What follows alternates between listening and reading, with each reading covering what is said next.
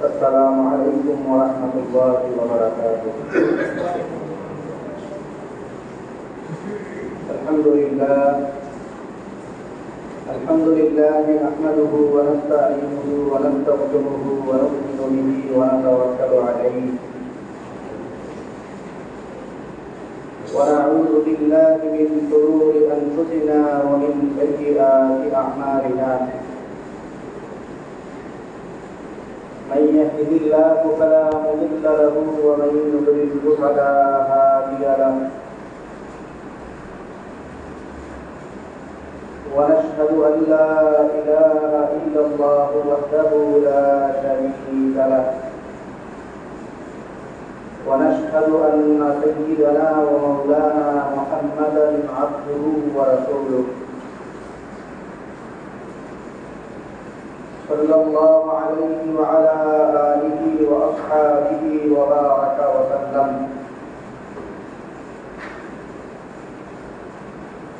أما بعد فأعوذ بالله من الشيطان الرجيم. بسم الله الرحمن الرحيم. إن المبذرين كانوا إخوان الشياطين وكان الشيطان لربه كفورا. وقال الله سبحانه وتعالى إن الله لا يحب المسرفين.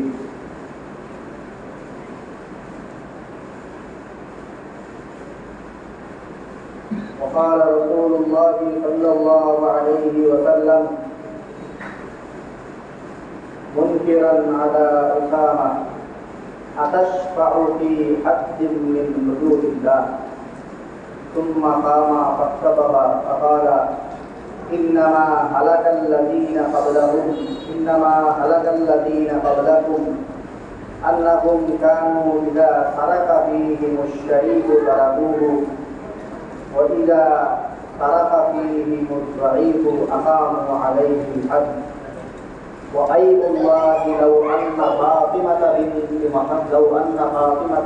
محمد تركت لقطعت يدها أو كما قال النبي صلى الله عليه وسلم. اللهم صل على محمد وعلى آل محمد كما صليت على إبراهيم وعلى آل إبراهيم إنك حميد مجيد.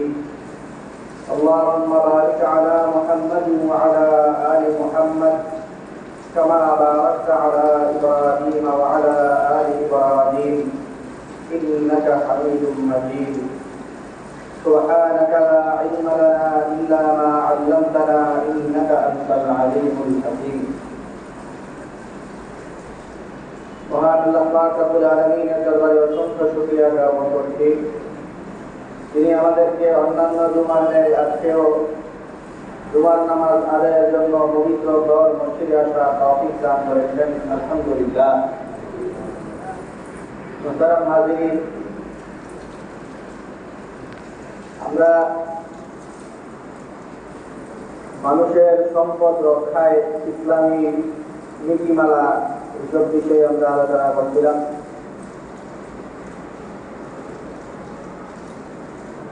এরই মধ্যে আমরা লক্ষ্য করছি আমাদের মধ্যে গুরুত্বপূর্ণ একটি মাস রবিউল আউয়াল মাস চলে আসছে।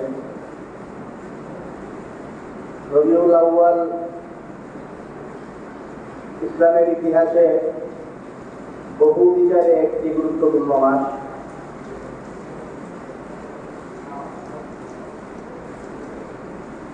আমাদের সকলের প্রাণপ্রিয় ব্যক্তিত্ব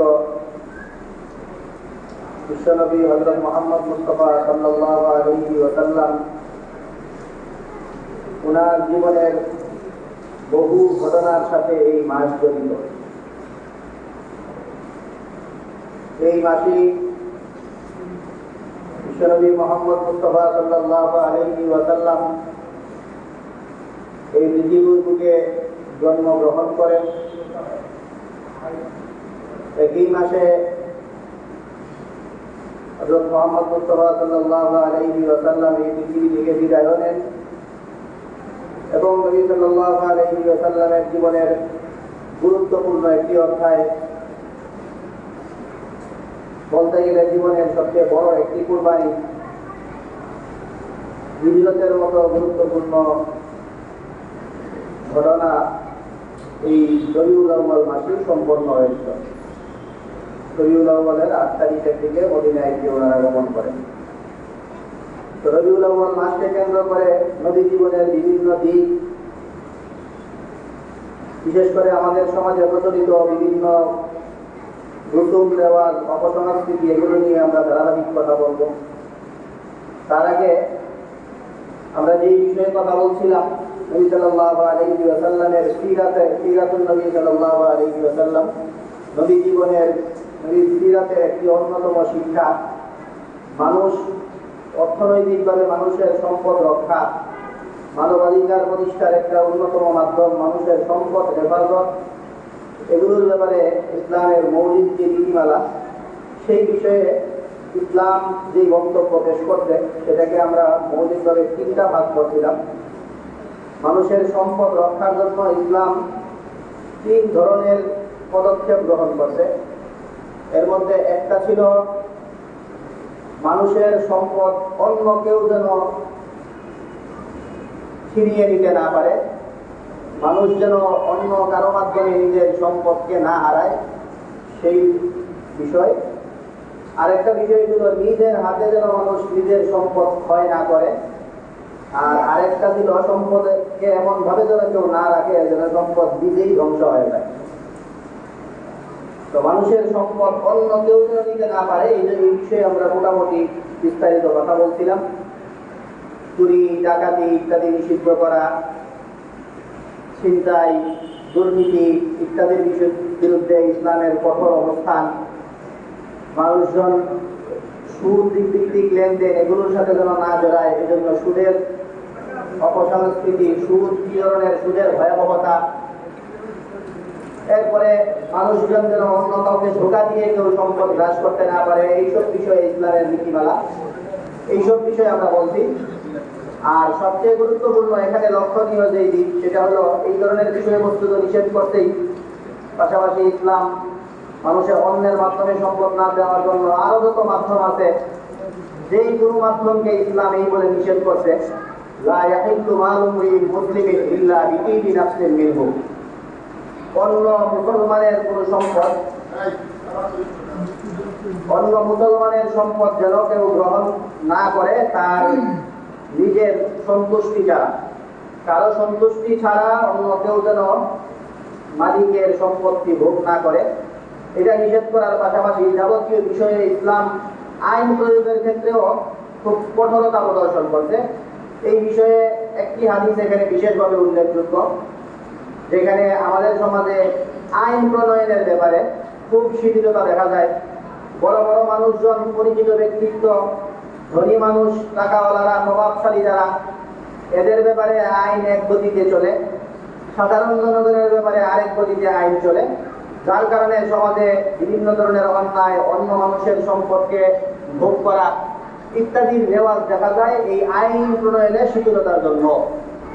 এই ব্যাপারে বিশেষভাবে একটি হাদিস এখানে উল্লেখযোগ্য। নবী সাল্লাল্লাহু আলাইহি ওয়াসাল্লামের জমানায় একবার এক মহিলা চুরি করছিল, খুব সম্ভ্রান্ত পরিবারের এক মহিলা, প্রভাবশালী, বিত্তশালী, খুব প্রভাব আছে এরকম।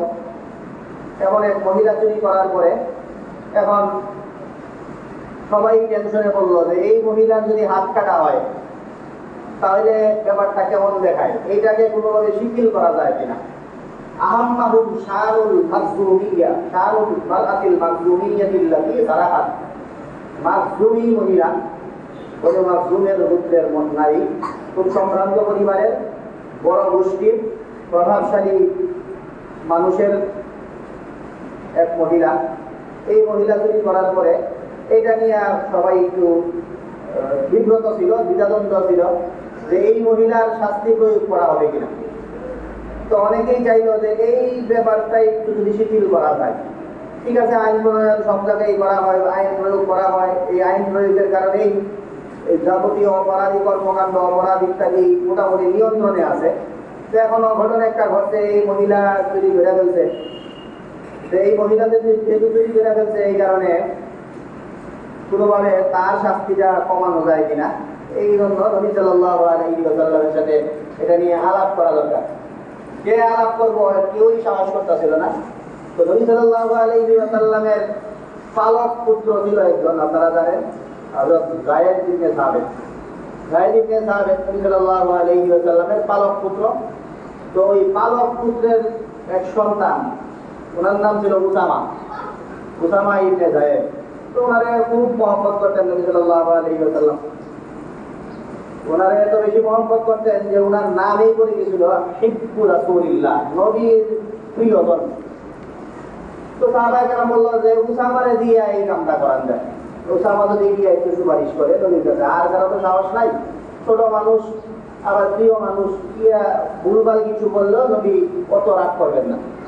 তো মাই ইয়াজতারিউ আলাইহি ইল্লা উসামা ইবনে যায়েদ হিব্বু রাসূলিল্লাহ সাল্লাল্লাহু আলাইহি ওয়াসাল্লাম।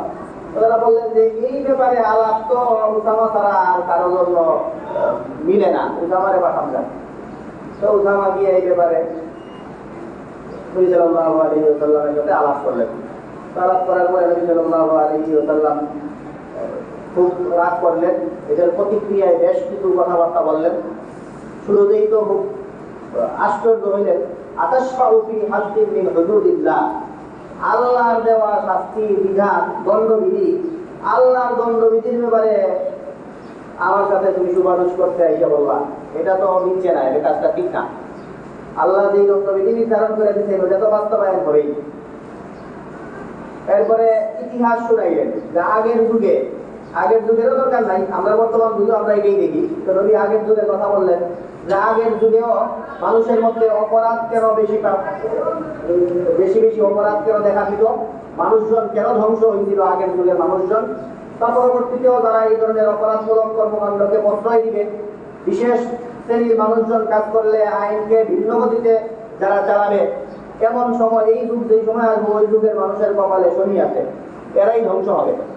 তো আগের যুগের মানুষও ধ্বংস হয়েছিল এই কারণেই, ইন্নামা হালাকাল্লাযীনা ক্বাবলাকুম, নিশ্চয়ই তোমাদের আগের যুগের মানুষজন এই কারণেই ধ্বংস হয়েছিল, আন্নাহুম কানু ইযা সারাকাত ফীহিমুশ শারীফু তারাকুহু, এদের মধ্যে কেউ যখন ভালো বংশের উচ্চ বংশের প্রভাবশালী কোনো মানুষজন যখন অপরাধে লিপ্ত হইত তখন তারাকুহু, এরা আইন প্রণয়ন করা বাদ দিয়ে দিত। এই লোকের ক্ষেত্রে এরা আইন প্রয়োগ করতো না। ওয়াইযা সারাকাত ফীহিমুজ যায়িফু আকামু আলাইহিল হাদ, আর যখন এদের সময়ে কোনো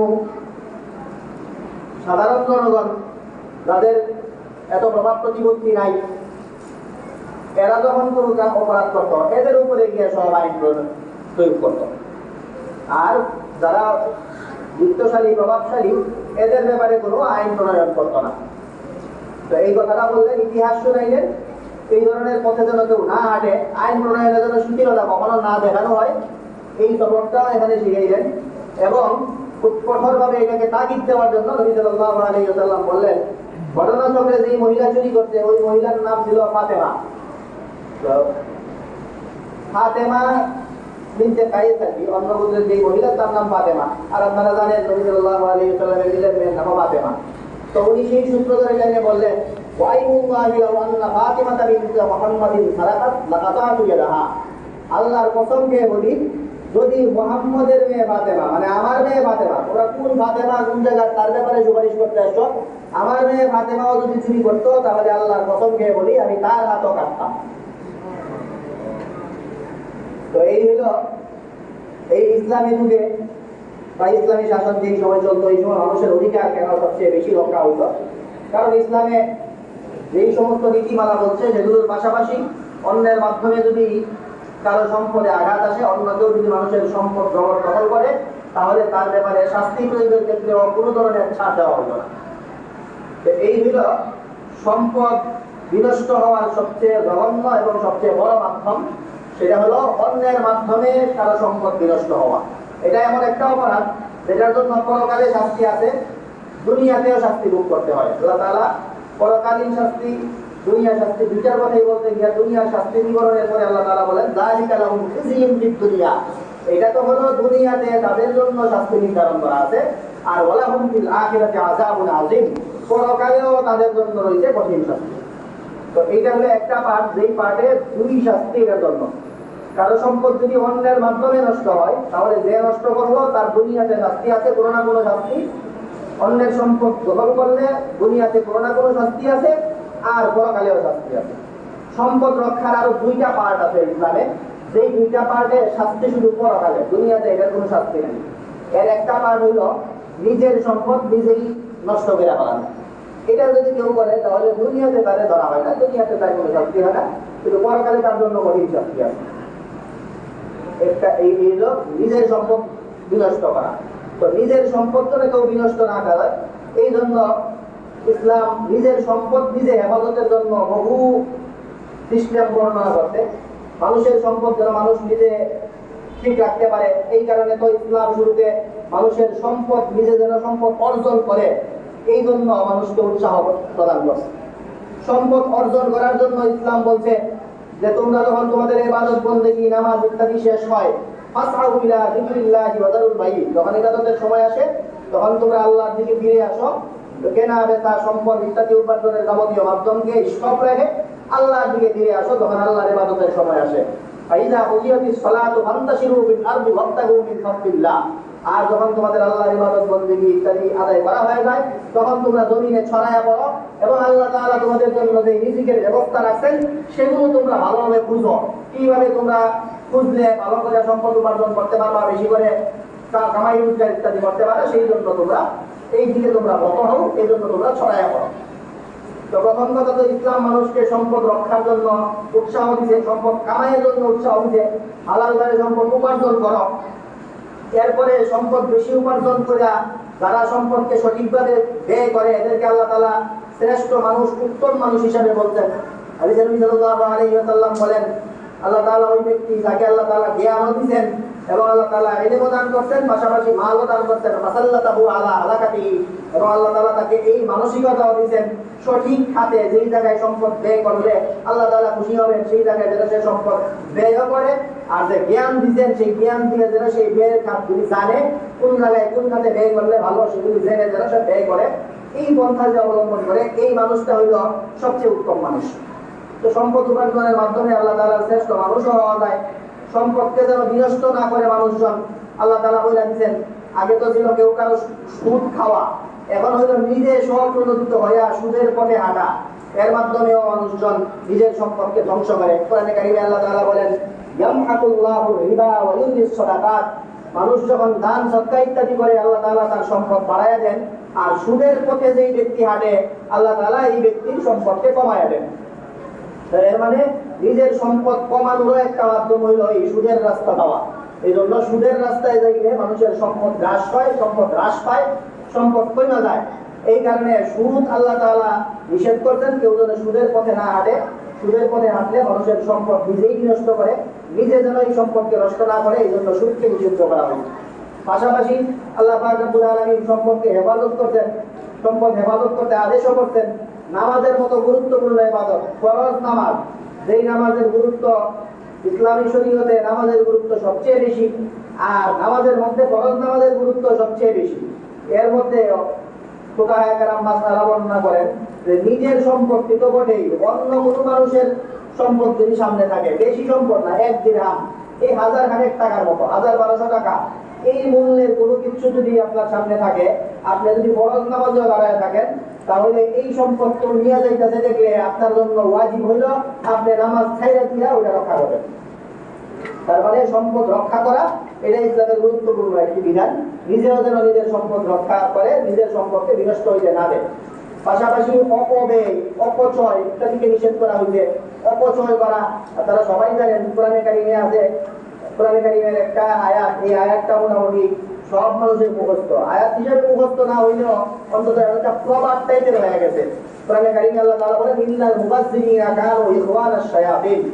এটার অর্থ যদি আমরা করি, আমাদের সহজ বাংলা আছে, অপচয়কারী শয়তানের ভাই। অপচয়কারী শয়তানের ভাই, ইন্নাল মুবাযযিরিনা, অপচয় যারা করে কানু ইখওয়ানাশ শায়াতিন, এরা শয়তানের ভাই। তো শয়তানের ভাই হিসেবে আখ্যা দিয়েছে। আর শয়তানের ভাই হলে কি ভালো? শয়তানের ভাই হলে ভালো না খারাপ এটাও বলে দেওয়া আছে। ওয়া কানা আশ-শাইতানু লিরাব্বিহি কাফুরা। আর শয়তান যে এত আল্লাহর চরম দুশমন, তো আল্লাহর চরম দুশমন, আল্লাহর শত্রু, আল্লাহকে যে মানেই না, এই ধরনের বাজে চরিত্র শয়তান, এই শয়তানের বাহিনীরও কেউ যদি অপচয় করে, অপব্যয় করা, অপচয় করতে হবে কাছাকাছি। কোরআনে দুইটাকে আলাদাভাবে নিষেধ করা হয়েছে। কোরআনের মধ্যে আল্লাহ তাআলা বলেন, লা তুসরিফু, অপব্যয় করো না তোমরা। অপচয় মানে এটা নষ্ট হয়ে যেতেছে সম্পদ। অপব্যয় মানে ফাও, এই যেসব হারাম জায়গা, ঠিক না দেওয়া, এইসব জায়গায় দেদারসে দান করা, দেওয়া, যে জায়গাগুলি ভালো না, এইসব জায়গায় লা তুসরিফু ইন্নাল্লাহা লা ইউহিব্বুল মুসরিফিন। অপব্যয় যারা করে এদেরকে আল্লাহ তাআলা পছন্দ করেন না। অপব্যয়, অপচয়, এগুলোকে কঠোরভাবে নিষেধ করা হয়েছে। এগুলোর মাধ্যমে মানুষজন যেন নিজের সম্পদ নিজেই রক্ষা করে, নিজের সম্পদ বিনষ্ট হইতে যেন নিজেই দায়ী না হয়। এই জন্য ইসলাম এই তো সব বিধান, এই বিধানগুলো ইসলাম দিতে, যার মাধ্যমে মানুষজন নিজের সম্পদকে রক্ষা করতে পারে। আর একটা বিষয় একটু আমাদের মানুষজন একটু বেশি করে, এটা বোঝাটা একটু কঠিন, অনেকের মাথায় ঢুকেও না যে এইটা আমাদের নিষেধ। সেটা হলো সম্পদ রে এমন ভাবে, তো দুইটা পার্ট আমরা বললাম। একটা পার্ট হলো সম্পদ অন্যের মাধ্যমে নষ্ট হওয়া, এটা ইসলাম কঠোরভাবে নিষেধ করছে, এবং সবচেয়ে কঠোরভাবে। অন্য কারো মানুষের সম্পদে অন্য সম্পদ নষ্ট করতে গেলে এর জন্য দুনিয়াতেও বিভিন্ন শাস্তি দেওয়া আছে। এই চুরি করলে হাত কাটবো, ডাকাতি করলে হাত পাও দুইটা কাটবো, এই ধরনের বিভিন্ন ধরনের শাস্তির কথা বলা আছে যে অন্য মানুষের সম্পদে কেউ হাত দিতে চায়। আর নিজের সম্পদে যদি কেউ হাত দেয়, তাহলেও এখানে বলা আছে শয়তানের ভাই, শয়তানের চরিত্রের, আল্লাহ তাআলা তাদেরকে দেখতে পারেন না, মহব্বত করেন না। তার মানে পরকালে তার জন্য শাস্তির ব্যবস্থা আছে। নিজেও যেন নিজের সম্পদ না নষ্ট না করে। আর আরেকটা হলো সম্পদ নিজে নিজেই অনেক সময় নষ্ট হয়, আমরা এমন আচরণ করি, এগুলোও করতে নিষেধ করা আছে। তো এটার ব্যাপারে কোরআনে কারিমে যেটা বলা আছে সেটা হলো যে আল্লাযীনা ইয়াকনিজুনা আয-যাহাবা ওয়াল ফিদ্দা ওয়া লা ইউনফিকুনাহা ফী সাবিলিল্লাহি ফাবাশশিরহুম বিআযাবিন আলীম। তো এই আয়াতের একটা দিক এটাও যে আল্লাহ তাআলা এখানে সম্পদকে জমা করতে নিষেধ করতেন। এমনি কিন্তু সম্পদ কামাই করা, সম্পদকে সঞ্চয় করা, সঞ্চয় আর জমা বাংলা কাছাকাছি, আমরা দুইটা পার্থক্যটা একটু বুঝাই। এমনিতে সঞ্চয় করা, সম্পদ জমা করে রাখে দেওয়া পরবর্তীদের জন্য, ছেলে মেয়েদের জন্য, সন্তানদের জন্য, পরবর্তী যারা আসে তাদের ওয়ারিসদের জন্য রেখে দেওয়া, এটা ভালো। নবী সাল্লাল্লাহু আলাইহি ওয়াসাল্লাম এটার প্রতি উৎসাহ করতেন। নবী সাল্লাল্লাহু আলাইহি ওয়াসাল্লাম বললেন যে তোমার সম্পদ থাকলে খুব ধুমধাম দান করে দিয়ে যাইবা, খুব বেশি দান করে দিয়ে যাইবা, আর সন্তানরা মানুষের কাছে হাত পাতবে, এইরকম রেখে যাবে না তোরা। ইন্নাকা আন তাযারা ওয়ারাসাতাকা আগনিয়া আলাতান খায়রুম মিন আন তাযারাহুম আগনিয়া। তুমি মানুষদেরকে, তোমার সন্তানদেরকে ধনী বানায় রাইখা যাইবা, এটা তোমার জন্য উত্তম। তাদেরকে এইভাবে রাইখা যাওয়া হচ্ছে যে এরা মানুষের কাছে হাত পাততে হবে, এটার চেয়ে মানুষের তোমার সন্তানদেরকে স্বাবলম্বী করে রেখা দেবা, সম্পদ রেখা দেবা, সেটা ভালো। তো সম্পদ সঞ্চয় করে দেওয়া এটা ভালো। আর সম্পদ জমা করার যে কথা বললাম সেটা হলো আমরা বলতে পারি ব্যাংকে টাকা রাখা, ব্যাংকে টাকা রেখে দেওয়া, এটা হলো নিষেধ। ব্যাংকে টাকা রেখে দিলে কি হয়? ব্যাংকে টাকা রেখে দেওয়া মানে এখন তো ব্যাংকে টাকা রেখে গেলে সুদ দেয়, সম্পদ লস হয় না, পারে অবৈধ হয়ে পারে। তো এটার জন্য মনে করেন মাটির ব্যাংকে টাকা রাখা নিষেধ। নিজের ঘরে টাকা, ব্যাংকের মধ্যে অনেক টাকা হইলে এরপরে করবেন, মানে টাকা। আমরা যাকাতের আলোচনা করার সময় এই ব্যাপারটা অনেকবার বলছি, আবার স্মরণ করে দিই। টাকা পয়সা, স্বর্ণ, রূপা, এইগুলো হলো এমন জিনিস যেগুলোর অটোমেটিক এগুলিকে বাড়াইতে হয়। এগুলো থাকলে মানুষের উপর যাকাত আসে, সদকা আসে, সদকাতুল ফিতর আসে, ফিতরা দিতে হয়, ইত্যাদি দিতে হয়। এই কারণে, কারণ শরীয়ত বলছে যে এগুলি হলো বর্ধনশীল সম্পদ। যেইসব সম্পদ বর্ধনশীল, এগুলোকে এমন ভাবে রাখা যেন এগুলো না বাড়ে, এটা না জায়েজ। অর্থাৎ আপনার কাছে যদি টাকা থাকে অনেক, তাহলে এই টাকাকে আপনার কাজে লাগাইতে হবে, এটা হলো আপনার জন্য জরুরি। আর এই টাকা যদি আপনি জমায় রাখেন এমন ভাবে যে এটা অকেজু হয়ে আছে, টাকা পয়সা অকেজু ফেলে রাখা, এটা না জায়েজ। টাকা পয়সা অকেজু ফেলে রাখলে এটার দাম আরো কমে, এটা নষ্ট হয়। তো এটাকে আমরা সহজভাবে বলতে পারি যে মাটির ব্যাংক ইত্যাদিতে টাকা রাখা। ব্যাংকে যদি সঠিক পদ্ধতিতে কেউ টাকা রাখতে পারে সেটা জায়েজ, কিন্তু ব্যাংকের তো বেশিরভাগই না জায়েজ পদ্ধতি। এই কারণে ব্যাংকের ইত্যাদি ছাড়া এমনিতেই কোনো জায়গায় বিনিয়োগ, কোনো কিছু তো করা, বেশি টাকা হলে বিভিন্ন কোম্পানি ইন্ডাস্ট্রি উদ্বোধনে বসা, টাকা আগে মাঠে রাখা, এটা হলো করণীয়। টাকা মাঠে রাখতে হবে, টাকাকে ঘরে রেখে দেওয়া নিষেধ। কারণ টাকা ঘরে রেখে দিলে টাকা অপচয় হয়, টাকা নষ্ট হয়। তো টাকা নষ্ট করা এটা নিষেধ। এটা আমাদের সমাজে এটার আলোচনাটা খুব বেশি হয় না, যে সব ফকিরা, সব ওলামায়ে কেরামের, সকল মুফতিদের মতামত এটাই যে টাকা সঞ্চয় করে ঘরে জমায় রেখে দেওয়া এটা নিষেধ। হঠাৎ করে কিছুদিনের জন্য টাকা রাখছেন, লাগতেছে না, কিছুদিন পরে কাজে রাখে, সাময়িক রাখা যায়।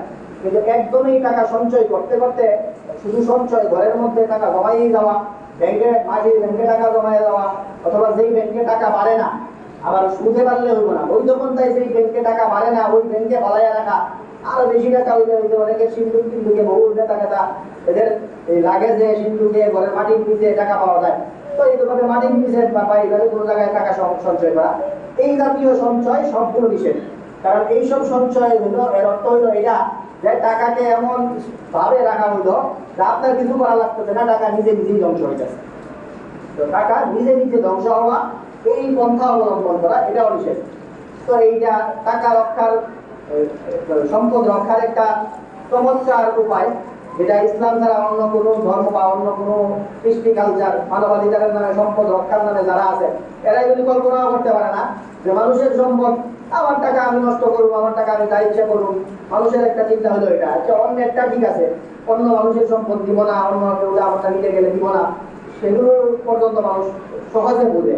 কিন্তু নিজেও নিজের সম্পদ ব্যয় করতে পারবে না, নষ্ট করতে পারবে না, নিজে সম্পদকে এমনভাবে রাখতেও পারবে না যেন এই সম্পদ ভয় হইতে থাকে, নষ্ট হইতে থাকে। এগুলো হলো একমাত্র ইসলামের আবিষ্কার। এই থিওরিগুলি, এইভাবে সম্পদকে রক্ষা করা, সম্পদ রক্ষার এই থিওরিগুলি মানুষকে বাতলাই দেওয়া, এটা ইসলামী মূল্যবোধ ছাড়া অন্য কোথাও এত বিস্তারিতভাবে সম্পদ রক্ষার জন্য কোনো নির্দেশনা নাই।